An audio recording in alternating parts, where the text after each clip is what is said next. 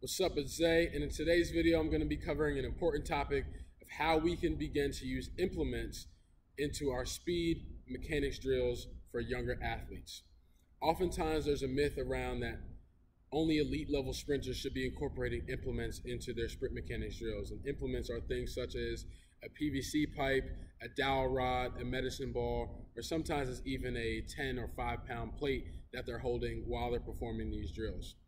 Now, when we're teaching speed mechanics to younger athletes, it's important that they understand the foundation of these drills, such as the rudimentary high knee skip, high knee march, A skip, B skip, so on and so forth. Let them develop a feel for what these drills are supposed to be doing. But you could quickly begin to implement implements into these drills for what they're designed to teach. These things help with dynamic motor control, help with technical efficiency, and provide immediate feedback to not only the athlete, but coach as well. When using the implement, a couple of things that this is teaching is proper hip height, positional integrity, what's happening at the torso, proper foot strike position, as well as the co-contraction between our upper and lower extremities. So I'm going to demonstrate a couple different drills that I'm going to use with the PVC pipe, and I'm going to talk about how we can begin to coach this up. So the first drill I'll show will be a PVC pipe overhead while I'm performing an A skip. So I'm going to grab it a little bit wider than shoulder width apart, hold it right overhead, make sure it's even with the remainder of my body, and I'll perform an A skip moving forward for about 5 yards.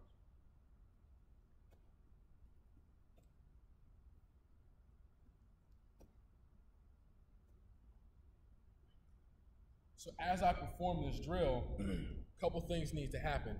I need to make sure I have tension in this PVC pipe in order to have proximal trunk stability. If my grip is pretty weak here, then the process of irradiation won't occur down my arm to make sure that tension can be created in my core.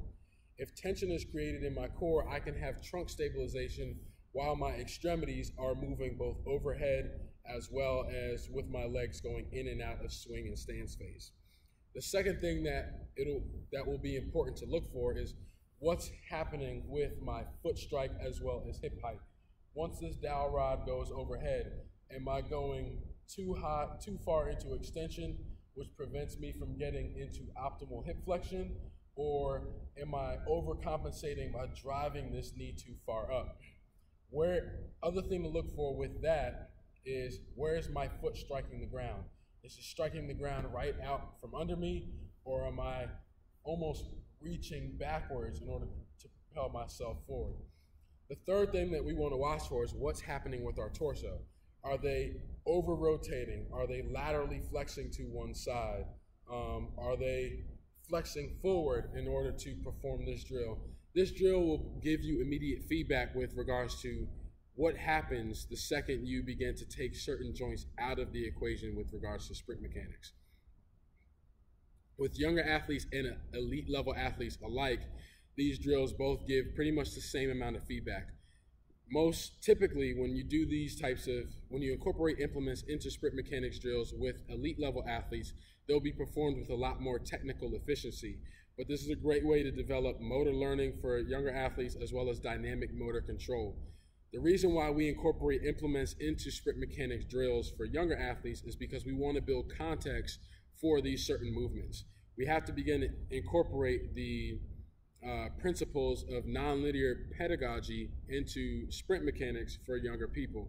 The reason why is because skills don't often stick when we perform them in linear fashion. If we went week 1 with a high knee march, week 2 with high knee skip, week 3 with A skip, doesn't mean that the technical proficiency builds along with the inherent progression that you have for these athletes. By putting them in different positions, by utilizing different implements, changing the task, changing the scenario, would allow them to self-organize around the task at hand and hopefully find context and find efficiency in how their body needs to move to execute the drill and execute the task that you have laid out for them in an efficient manner. So in incorporated implements, you could have them hold this straight out if they're an athlete that is sometimes overextended. By forcing them back into flexion, you might be able to clean up some mechanics. You could also hold this overhead. There's different ways that you could incorporate implements. So if you're looking for different ways to improve speed and sprint mechanics in novice, intermediate, as well as elite level athletes, look towards implementing implements such as PVC pipes, dowel rods, medicine balls, and 10-pound plates into your sprint mechanics after you've laid a foundation, and see the type of results that you get.